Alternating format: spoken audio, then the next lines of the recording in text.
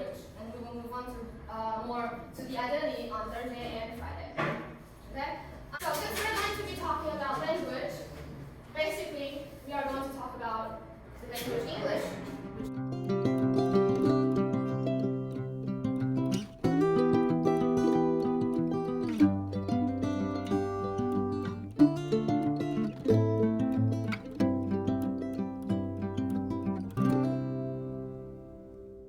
Our first activity is going to be a 5-minute mind map. That means you will have 5 minutes. So take out your poster. I want you to put learning English in the center. So you draw a circle, you put learning language, and then on the map, I want you to think about the pros and cons, that means the good things and the bad things, when you think about learning language. And also the benefits, the advantages of learning English, and the difficulties, obstacles. If you're learning language, you meet any difficulties, you think it's hard. Okay? And also the last thing is your feelings towards learning English. You think it's fun, it's boring, it's exciting, there's so much, you're energetic when you come to English class. All those things. You have 5 minutes, let's go.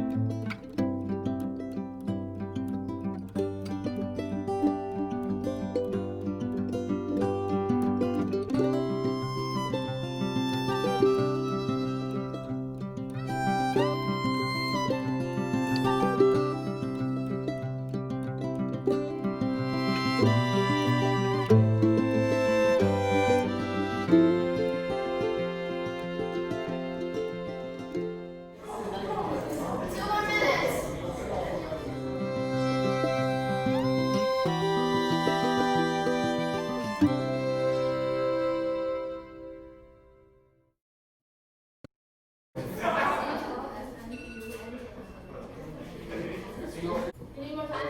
Okay, you have 1 more minute. All right. Can I have your attention, please? Ralph, Katie, Monica. Okay. Look at me. Everyone, well, except you guys, you have 3 in your group, right? So this is number 1. This is number 2. This is number 3.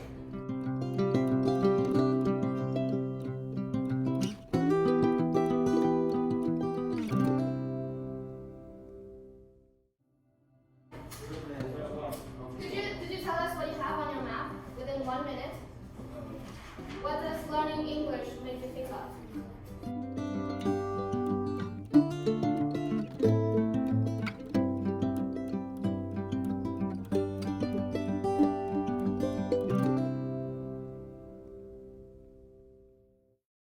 Okay, now we have talked about what learning English means to us. We are going to watch a TED Talk by Lera Boroditsky. She is a scientist studying language and human minds.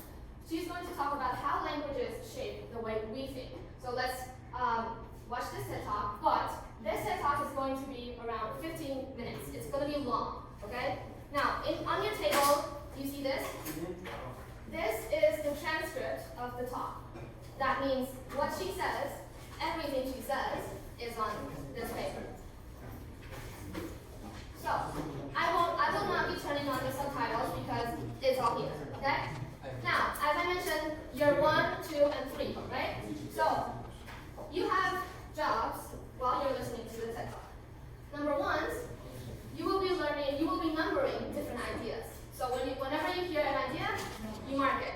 You put 1 idea, 2 ideas, 3 ideas, okay? That's the job for number 1. Number 2, take out your highlighter, or you can use the marker on your table.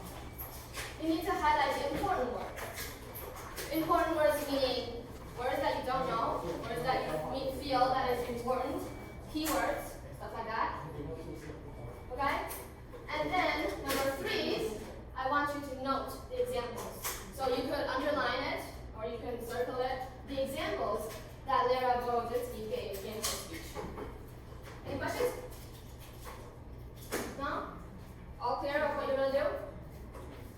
All right. She speaks a little bit fast, so I need you to pay attention. Okay? And remember what you're going to do.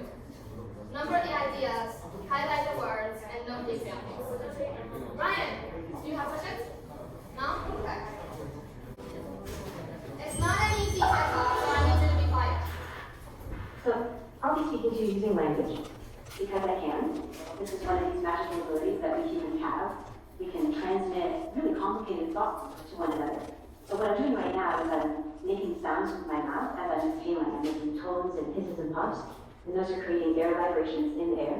Those air vibrations are traveling to you, they're hitting your eardrums, and then your brain takes those vibrations from your eardrums and transforms them into thoughts.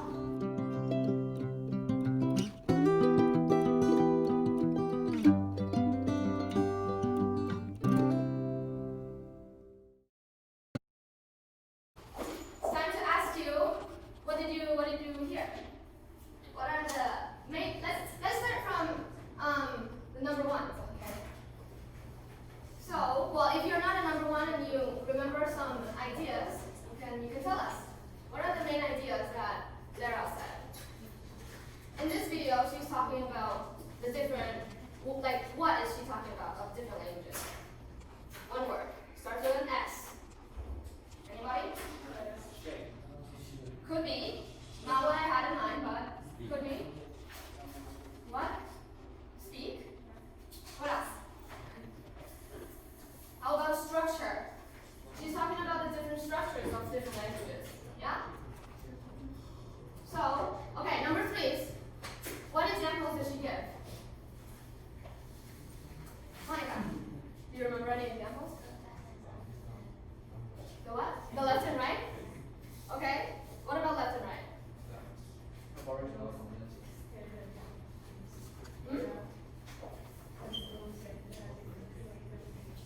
Oh, okay. The Aboriginal tribe, when you stand facing one place, then the time goes like this. And then if you stand like this, the time goes like this. Does it? For us it does, but for that tribe it doesn't, right? For that tribe, time stays the way it is supposed to be. So the east is always the east. The right is always the right. Okay, what else? What else? Penguins? What happened with penguins? How many penguins are in the picture? 200. 8? 200. You see 200?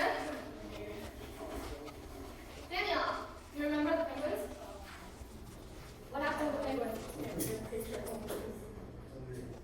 There were 8. There were 8. In English there were 8, right? Okay, so let's see what happens in other languages.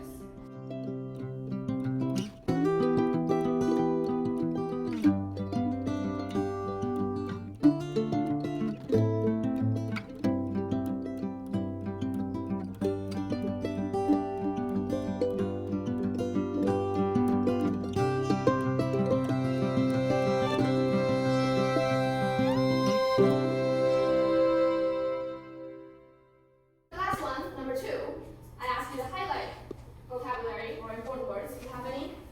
Or any questions in general about this? Any words that you marked down that you don't know?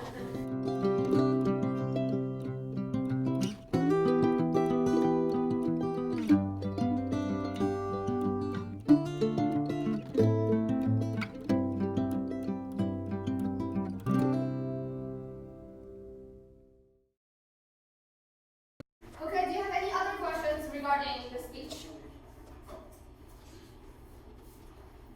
Okay, let's move on to our next activity. You're going to like this because first, you're going to be using your cell phone. And second, you'll be speaking Chinese. Not to me, to your phone. Okay? So please take out your phone. Go to this website, bollev.com. Or you can just type poll everywhere. bollev.com.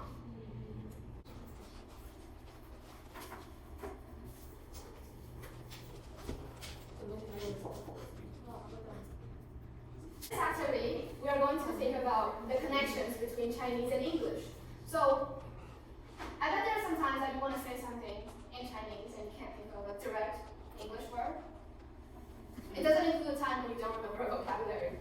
It just means when you want to say something, but you just feel like that word in English is not enough for what you want to say. Yeah? Yeah. Do you have that experience? Yeah. So, right now, when you log in, I want you to put a Chinese word that you can't think of an exact, an exact same word in English. A word. Don't be a sentence. A word or a phrase. It could be a phrase. You know, yes.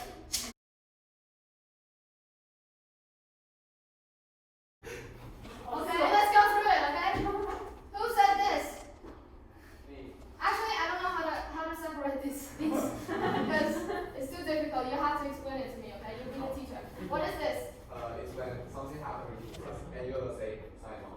Something what? Something happening is very ridiculous. It's ridiculous? Yeah. Okay. The reaction when you say is something ridiculous happened? Yeah. Okay. What would you say if it's in English? In English. What English word can you think of that is closest to signing on me? What the hell? Okay.